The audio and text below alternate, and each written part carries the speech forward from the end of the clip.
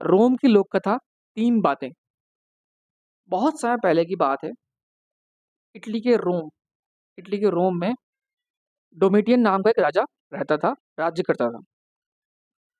वो बहुत ही न्यायप्रिय था और बहुत ही लॉजिकली जो है वो उसके सामने जो भी समस्या आती उसको सुलझाता।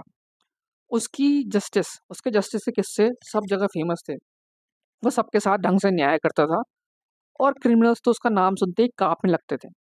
उसके राज्य में सुख शांति थी और क्राइम बहुत कम था। एक दिन उसके दरबार में एक सौदागर आया। सौदागर यानी कि बिजनेसमैन। एक दिन उसके दरबार में एक बिजनेसमैन आया या सौदागर आया। सौदागर ने बताया, सरकार मेरे पास बहुत कीमती चीजें हैं।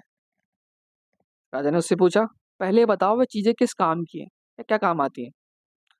सौदागर ने कहा, महाराज ये तीनों चीजें तर्क और ज्ञान की बातें हैं। महाराज ये तीनों चीजें आर्ग्यूमेंट और विजडम की है। क्या आप खरीदना चाहेंगे? राजा ने उससे कहा, पहले ये बताओ तुम उनकी कीमत क्या लोगे?" सौदागर ने बिल्कुल मुस्कुराते हुए कहा, "सिर्फ 1,000 सोने के सिक्के। गारंटी मेरी, अगर ये चीज़ें बेकार हुई तो आपका पूरा पैसा वापस। मनी बैक गारंटी है मतलब।" तो राजा ने बड़े खुश होकर कहा, "ठीक है, बताओ क्या बातें हैं?"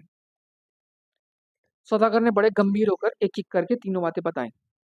नंबर 1, हर काम करने से पहले उसका रिजल्ट सोच लो। हर काम करने से पहले उसका रिजल्ट सोच लो। नंबर 2, बड़े रास्ते को छोड़कर पगडंडियों पर ना जाओ। मतलब मेन रोड को छोड़कर गलियों से ना जाओ। नंबर 3, ऐसे घर के गेस्ट ना बनो जहां पर ओनर एक यंग लेडी हो। ऐसे घर के मेहमान ना बनो जहां मालकिन युवा हो। यानी कि ऐसे घर के गेस्ट ना बनो जहां पर जो ओनर है वो एक यंग लेडी हो। अगर आप इन तीनों चीज़ों पर चलेंगे तो सुखी रहेंगे। अगर आप इन तीनों चीज़ों को अपनी ज़िंदगी में मानेंगे तो सुखी रहेंगे। राजा बड़ा खुश हुआ। उसने 1,000 सोने के सिक्के उस सौदागर को दे दिए और सौदागर खुशी खुशी चला गया। ऐसे करते हुए टाइम बीतता गया। ऐसे करते हुए टाइम बीतता गया और राजा के कुछ दुश्मन पैदा हो गए। राजा तो था ही सही, और राजा में तो राजघराने में दुश्मन तो होते ही हैं। उसके कुछ दुश्मन पैदा हो गए। क्या उसकी किसी से दुश्मनी होगी, एक ही बात है। उन्होंने राजा को जान से मारने की प्लानिंग की। वो चाहते थे कि राजा को मार के खुद राजा बन जाए। इस काम के लिए उन्होंने राजा के बार्बर को चुना। इस काम के लिए उन्होंने राजा के जो शाही बार्बर होता है उसको चुना। पहले तो बार्बर इस काम के लिए तैयार नहीं हुआ। वो ये कर नहीं करेगा। लेकिन उन्होंने उसे लालच देकर डरा कर धमका कर राजी कर लिया।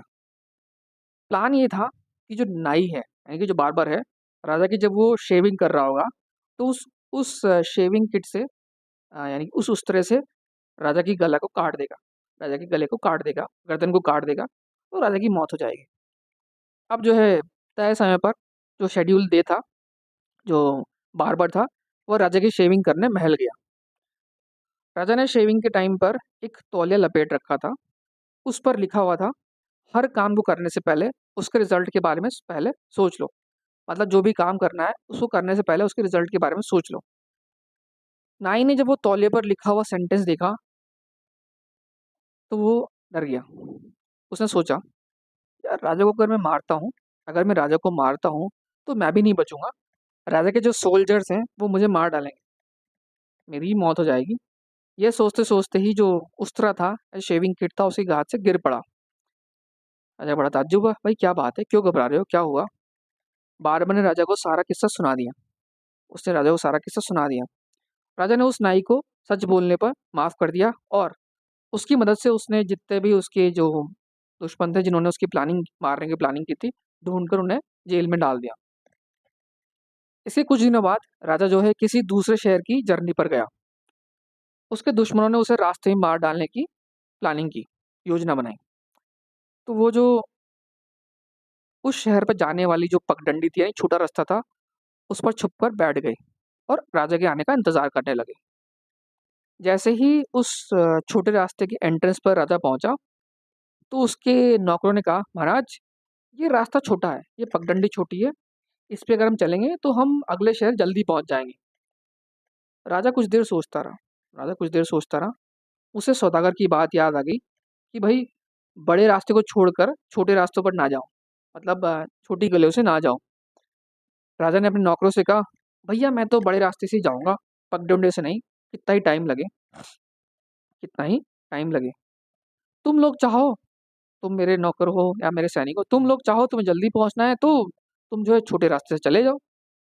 तो कुछ नौकर जो थे उसके छोटे रास्ते से चले गए, और कुछ लोग जो है राजा के साथ बड़े रास्ते से गए। जैसे ही जो राजा के नौकर जो छोटे रास्ते से जा रहे थे, उनको शत्रुओं ने देखा, मतलब उन्हें आते हुए देखा, दुश्मनों ने देखा, उन्होंने उन नौकरों पर आक्रमण कर दिया, और राजा के बहुत सारे नौकर मार गए। राजा के बहुत सारे नौकर जो मारे गए, और उधर राजा बड़े आराम से बड़े रास्ते से धीरे धीरे करके शहर जा पहुंचा। और उसको जब पता लगा कि भाई ये सब हुआ है, तो वो बहुत खुश हुआ। उसने सौदागर को याद किया और धन्यवाद कहा उसके सीख के लिए। और उसने सौदागर को धन्यवाद देते हुए मतलब मन ही मन कहा कि दूसरी बार वो मरते मरते बचा है, दूसरी बार वो मरते मरते बचा है। राजा के जो दुश्मन थे बड़े परेशान हुए, यार ये हर बार राजा बच कैसे जाता है। हमने बार बार को घूस दी, धमकी दी, फिर भी वो बच गया। हमने जो है रास्ते में घात लगाकर यानी कि छुप कर मारने की कोशिश की, तब भी बच गया।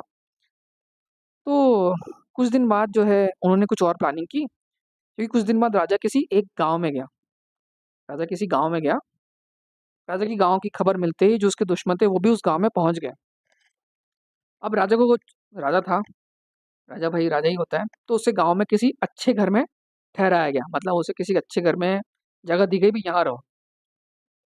अब राजा को उस सौदागर की तीसरी बात याद आ गई, तो उसने घर के मालिक को बुलाया कि उस घर का मालिक कौन है, इस अच्छे घर का मालिक कौन है।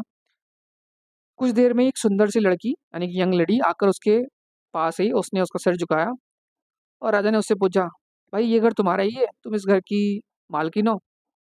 युवती ने यानी लड़की ने कहा, लेडी ने कहा, जी महाराज, मैं ही इस घर की मालकिन हूँ।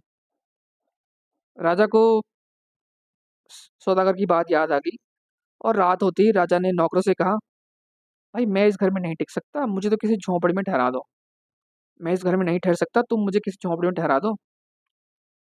राजा की नौकर तो वहीं रह गए, लेकिन राजा किसी पास की झोंपड़ी में जाकर चुपचाप ठहर गया। वो झोंपड़ी में जाकर रह गया चुपचाप, किसी को पता भी नहीं चला। जो राजा के दुश्मन थे वो घर की मालकिन यानी कि उस लेडी से मिले हुए थे, और उन्होंने रात में ही हमला किया, और उस लेडी की सहायता से राजा के बहुत सारे नौकरों को मार दिया। उन्हें लगा कि उन्होंने राजा को मार दिया है, लेकिन राजा सेफ था, ये झोपड़ी में था। और सुबह होते ही राजा ने उस मालकिन को अरेस्ट कर लिया, और सारे दुश्मन जो थे, जो खुश हो रहे थे कि राजा को मार दिया, उनको भी अरेस्ट कर लिया। राजा को सौदागर बार बार याद आ रहा था कि भाई उसकी तीनों बातों से उसकी 3 बार जान बच गई थी, और वो अब और भी सतर्क रहने लगा, और भी अलर्ट रहने लगा। उम्मीद है आपको ये कहानी पसंद आई होगी, और आपने इस कहानी से क्या कुछ सीखा है मुझे कमेंट बॉक्स में बताइए। मैं आपके लिए आगे भी ऐसी कहानियाँ लेके आता रहूँगा।